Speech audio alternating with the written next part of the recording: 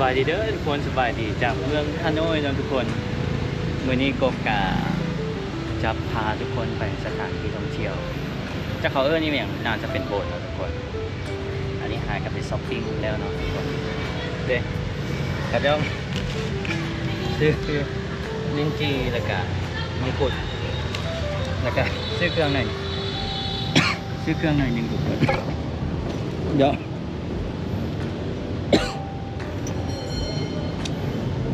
บ่ฮู้ว่าของแท้ของปลอมทุกคน แต่ส่วนหลาย North Face Made in เวียดนามทุกคนก็เลยซื้อกระเป๋าใส่ได้มาแล้วเนาะเจ้าเครื่องก่อน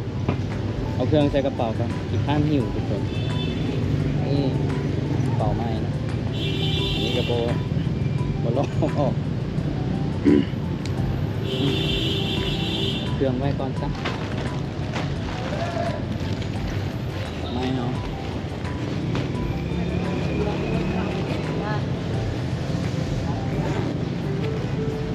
แบ็คแพ็คแบบนี้สบายนี่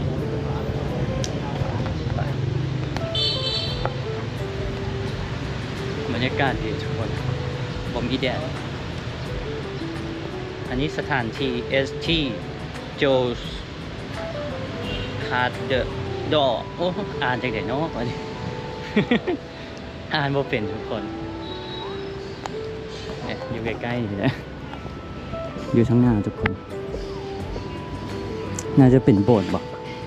ผู้ใดมาฮานอยก็ต้องมานะสถานที่นี้อ๋อเป็นโบสถ์ของคริสต์ทุกคนเป็นโบสถ์ของคริสต์ใหญ่ดีเลยงามเลยเบิ่งโอ้โห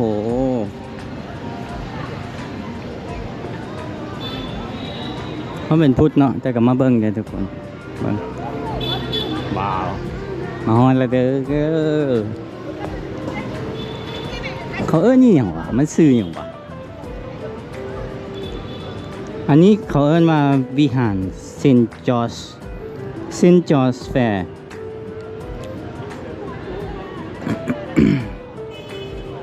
วิหารตัวนี้ถูกสั่งตั้งแต่ปี 1960นะทุกคนโดยเปิดพิธีอย่างเป็นทางการวันที่ 1 มิถุนายน ปี 1965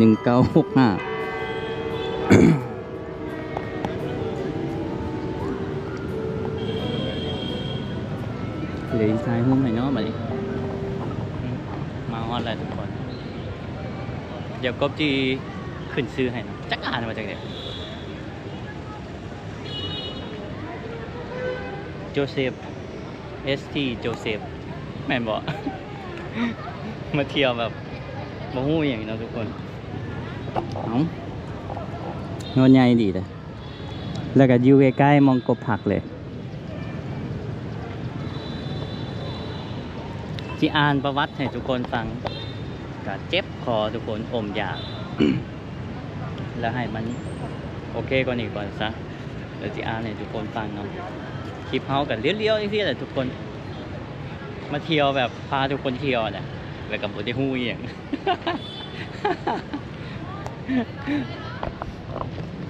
แต่ข้อมูลมีเนาะทุกคนเดี๋ยวจะอ่านให้ฟัง แต่ว่าไอแห้งเนาะอากาศก็ร้อนเอาทุกคน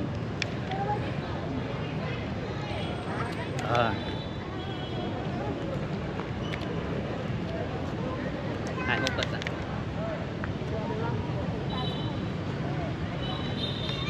สถานที่นี้เนาะทุกคนมันอ่านว่าอย่างไร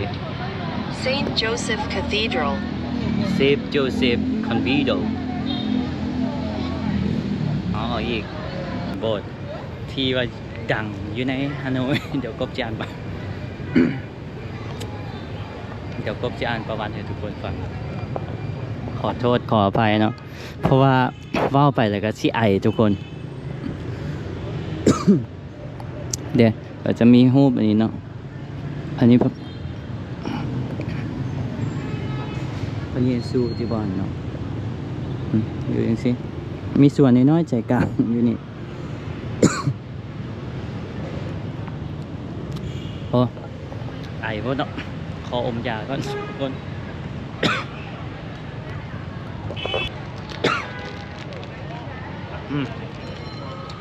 กินยาเดี๋ยวอ่านประวัติให้ทุกคนฟังมาเที่ยวกับเคนไอพี่บ่ได้ฮู้หยังเนาะมีแต่ว่าไปฮอดสถานที่แล้วจึงเชิญเบิ่งประวัติคน ม่วนดีเนาะจังซี่เนาะทุกคนเนี่ยสูงดีได้ทุกคนเบิ่งน่ะฮอดแล้วมาผมอยากกินน้ำดื่มใส่บัดนี้กาอ่านประวัติได้ทุกคนโบสถ์เซนต์จอเซฟว่าง่ายๆโบสถ์อันนี้แหละทุกคนเนาะชื่อมันก็อ่านยากเนาะอ่านบ่เป็นโบสถ์ตัวนี้เป็นโบสถ์คริสเตียนคาทอลิกที่มีชื่อเสียงและเป็นสัญลักษณ์แห่งหนึ่งของนครฮานอยนี่แมนประวัติศาสตร์ที่สังรวมมาเนาะเดี๋ยวกบจะอ่านประวัติให้ทุกคนการก่อสร้างนี่แมันสร้างในปี1884เด้อทุกคนหา1886สร้างขึ้นในสมัยอาณานิคมฝรั่งเริ่มก่อสร้างในวันที่10ตุลาปี1884และสำเร็จในวันบุญคริสต์มาสในปี1886ทุกคนวันที่25ธันวาคม1886สถานที่ที่เคยก่อสร้างตั้งของหอพระพุทธเจ้าบ่าวเดินซึ่งได้ถูกทำลายในศตวรรษที่15สถาปัตยกรรมออกแบบตาม สถาปัตยกรรมเดิมกอธิกของฝรั่งโดยเฉพาะอิงใช้รูปลักษณะของโบสถ์เนินด้ามกลางปารีสมันเป็นหอคอยที่สูงคู่ประตูหน้าที่สวยงามปงเยี่ยมโทนสีนำเข้ามาจากฝรั่ง โอ้ปงเยี่ยมนำเข้ามาจากฝรั่งด้วย โอ้ยเราไปแล้วก็ไอไปทุกคนเลยภายในมีโถไขประตูไขหลังสูงซื้อเอิ้นว่าชาวเมืองฮานอยมักเอิ้นว่าโบสถ์ใหญ่หรือวิหารใหญ่ห้องง่ายๆก็คือคนท้องถิ่นจะเอิ้นว่าโบสถ์ใหญ่หรือวิหารใหญ่นะทุกคนแต่กันใหญ่อีหลีนะหลายชั้นอยู่ได้นี่1 2 3 4 5ชั้นทุกคนเบิ่งสรุปก็คือโบสถ์เซนต์จอร์จเป็นสถานที่ที่สวยงามและสำคัญทางประวัติศาสตร์แสดงให้ถึงอิทธิพลของฝรั่งในสมัยที่ล่าอาณานิคมนะทุกคนแล้วก็เป็นศูนย์กลางศาสนาที่มีชีวิตชีวาและปัจจุบันท่องเที่ยวบ่ควรพลาดเพราะงั้นและปัจจุบันผู้ใดที่มาเที่ยวเวียดก็บ่ควรพลาดที่จะมานี่นะทุกคนง่ายดีได้นี่เดี๋ยวอ้อมไปทั้งหลังให้ทุกคนเบิ่งก่อนงามดีแบบเสียดายขึ้นไปเทิงบ่ได้เขาจะบ่ให้ขึ้นทุกคน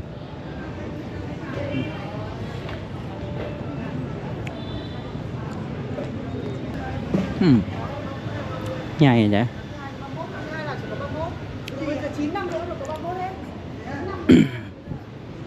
มีคนอยู่บ่วะหรือว่าปัจจุบันก็ยังเป็นโบสถ์เข้าไปได้เลยทุกคนห้องน้ำก็มีเนาะมีไหนเข้าไปได้แต่ต้องปลดเกือบกล้องกับบ่ให้ถ่าย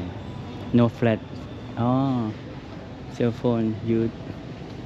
มาเข้าไปแล้วเนาะสู่ชีวิตเนาะทุกคนทริปนี้มาเวียดเพราะว่าร่างกายบ่สบายแต่ขี่แตกอยู่อินเดียนะทุกคนและอากาศร้อนอยู่อินเดียพักผ่อนบ่พอก็เลยเฮ็ดให้มาฮอดเวียดสภาพร่างกายก็เป็นอย่างนี้ทุกคนงามอยู่เลยงามเลยทุกคน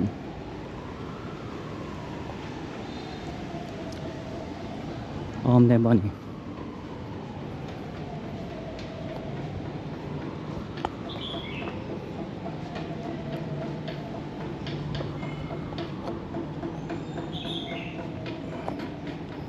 ออกฟากนั่นดีบ่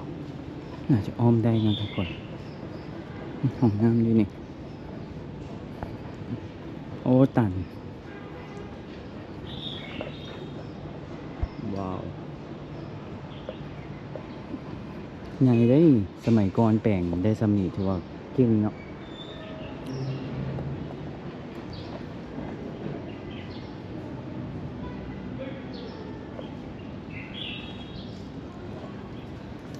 เดี๋ยวเข้าห้องน้ำก่อนทุกคน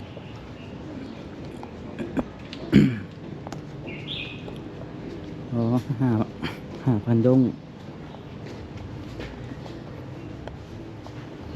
เขาคานพระเจ้าทำความสะอาดเลยทุกคน ห้องน้ำถือว่าสะอาดเลยทุกคน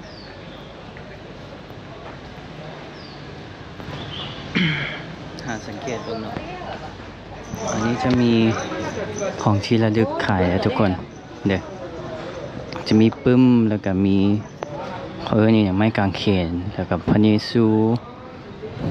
อีกอย่างต่างๆนะทุกคน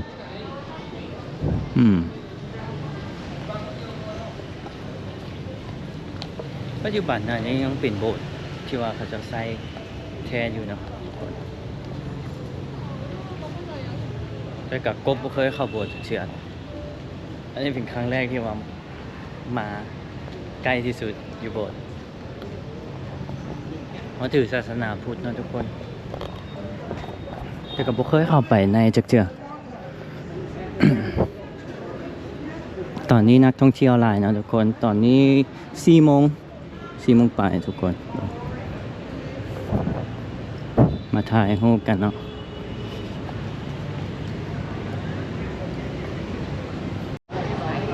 อันนี้มันอยู่ทั้งข้างนะท่านทุกคน ทั้งข้างโบสถ์เนี่ยงามเนาะเห็นบ่ทุกคนบ่แล้วก็วัยรุ่นเวียดนามเนาะมีแต่ผู้หนาหักมาถ่ายรูปเต็มเลยทุกคนเบิ่งวิวตัวนี้นี่โคตรงามเลยเลี้ยวไปนี่เนาะทุกคน งามกว่าวิวกับผู้สาวยางมา2 คนนี่เลยบ่อยากกลับเลยเวียดนาม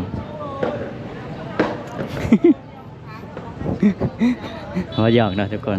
มันม่วนเดี๋ยวซอกผู้สาวถ่ายรูปให้ก่อน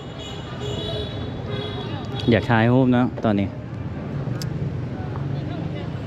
คนเวียดก็มาเที่ยวหลายเลยทุกคนช่วงนี้เขาเจ้าพักเฮียนเนาะเขาเจ้าก็เลยมาเที่ยวฮานอยหลาย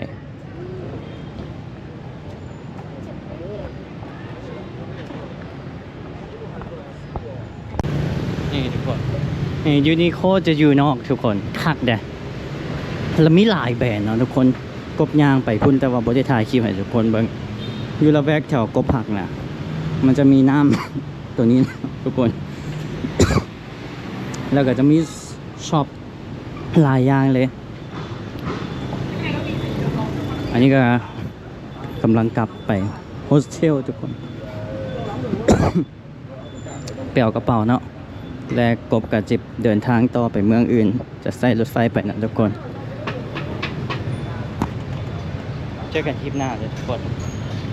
บ๊ายบายกบที่ไปใส่หาติดตามทุกคน